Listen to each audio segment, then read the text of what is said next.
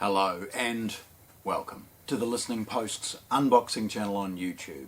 Today I'm unboxing a brilliant soundbar styled music system from McIntosh, their RS250.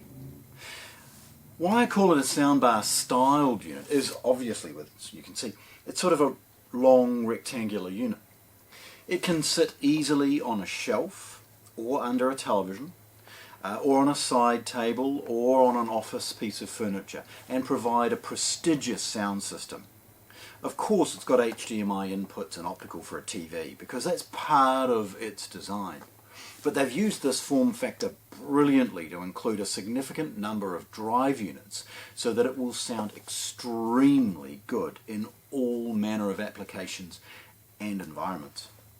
This unit has a total of 650 watts of power on board, 400 watts of which is spread across the 2 tweeters and 2 mid-range drivers in each side, and 250 watts exclusive for the 2 bass drivers. The bass drivers, by the way, are proper bass drivers. They're a 4x6 inch woofer, so reasonable sized. This is designed to sound extraordinary, yet is extremely compact for its overall performance. Styled brilliantly, lots and lots of inputs and outputs and things as you would expect. It's awesome. So, let's have a look. Right, so the packaging implies immediately that this is not a very large unit. It's a little over, 60-65 centimeters wide, weighs about 13-14 kilos. Okay. In its box, obviously, it's this size. It's closed with McIntosh tape, as we see with all of McIntosh's products. It has a scannable information associated with both the model and serial number on all 4 corners. And on the long side, it's got a whole lot of information associated with some of its features. It's got dual band Wi-Fi as well as a wired network connection. Bluetooth, including the high resolution aptX models and low options and low latency. Chromecast, AirPlay 2, it's Roon Ready, and of course it supports Spotify Connect and TIDAL Connect as you would expect. Opening this, really straightforward. It's again that classic fabric tape that we see with McIntosh. Opening it's pretty straightforward, and the first thing we see is how brilliantly packed it is. We've got an A4 manual. It's very comprehensive, talks about absolutely everything, as you would expect. This isn't a full colour one like some of the more prestigious models from McIntosh. It's black and white, but it does drill down into all of the features and setup that you will require.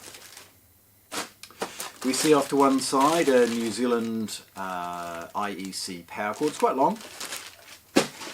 And off to this side, a box with some of the accessories. Opening this box is pretty straightforward. Tab at the end. And we see inside a couple of things. Firstly, just for some folded cardboard, a set of AAA batteries, and McIntosh's remote control. Now the remote has a beautiful gloss finish to reflect the gloss finish of the speaker system we're about to see. It has a couple of very cool features that are actually really well thought out.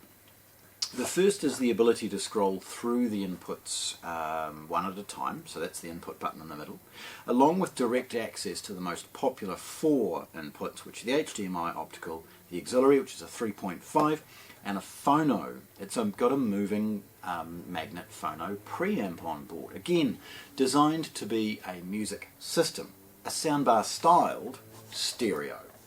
Nevertheless, it's got a good fit and finish, and the batteries slide in from the back. You slide the whole back off, by the way. Okay. Now there's a piece of cardboard with a couple of pieces of polystyrene in it, just to hold and protect the top of the unit. And opening it from here is really straightforward because, as we would expect, we're going to roll this over and lift the lightweight box off the top, getting rid of it. leaving the product. Okay, there's the other half of the packaging. So again, cardboard with some polystyrene. Lifting it up off onto one end, we can take the moulded polystyrene off. Okay, again moulded exactly to the size and shape of the unit.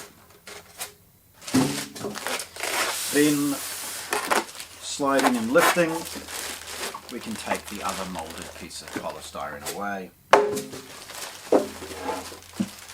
It's protected further by a large plastic bag, which has a single piece of sellotape keeping it closed, and then a drawstring bag protecting the gloss finish of the unit.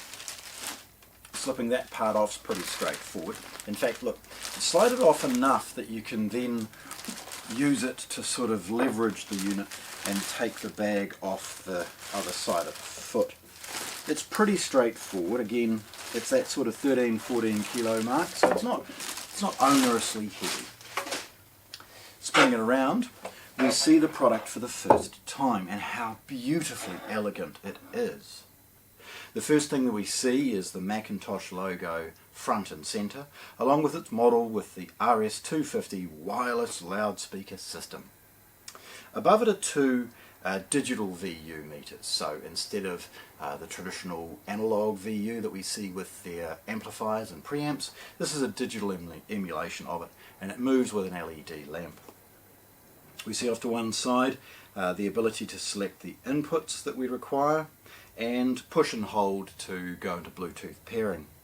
There's an IR sensor, and then on the other side, to mirror the IR sensor, we have a 1/4 inch or 6.35mm headphone socket. Above that we've got a traditional volume control, and you push it to turn it on and off and tap it for mute and things. Push and hold for on and off, tap for mute. Really straightforward in its operation.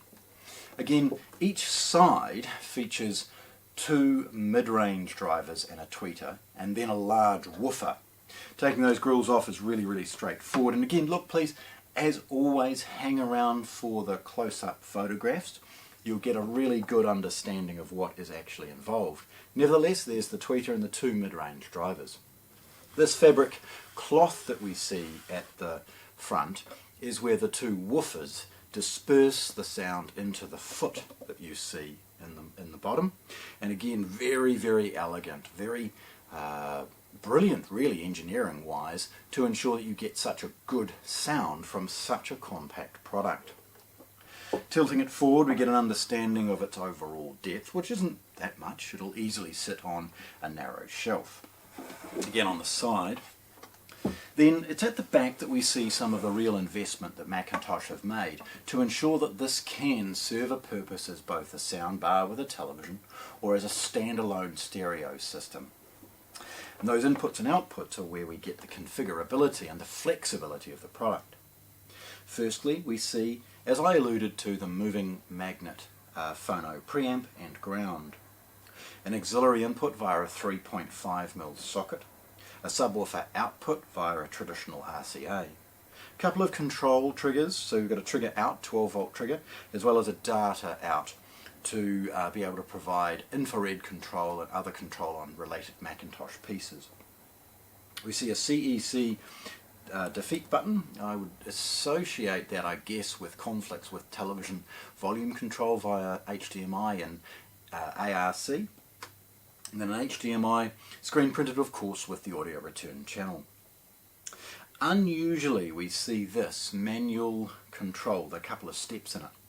That is to enable the HDMI and optical inputs from a television and essentially to adjust the volume. Now, when you are using a myriad of different inputs, particularly analog and phono, when you're flicking between the two, you don't want things sort of bursting to life too loud or be too quiet and have to adjust the volume rapidly. So that particular feature in itself is one of the reasons that this brilliant product is so well loved. It means that you can adjust the volume up or down to match any of the other inputs you might be using. So as you rapidly change between the two, again, you don't get things changing abruptly. We see here a service port. That's a USB for software and updates and other things along those lines. and then an Ethernet socket. And again, if you're using this for TIDAL or other high resolution sources, you should invest in a network cable to the unit. What the video and probably the close-up photographs won't show you is the beautiful attention to detail at the back that they have here. The amplification modules are actually strapped to the back, and this is a heatsink. It's an aluminium grooved heatsink, and this is where it dissipates the heat associated with the 650 watts of amplification that the unit has.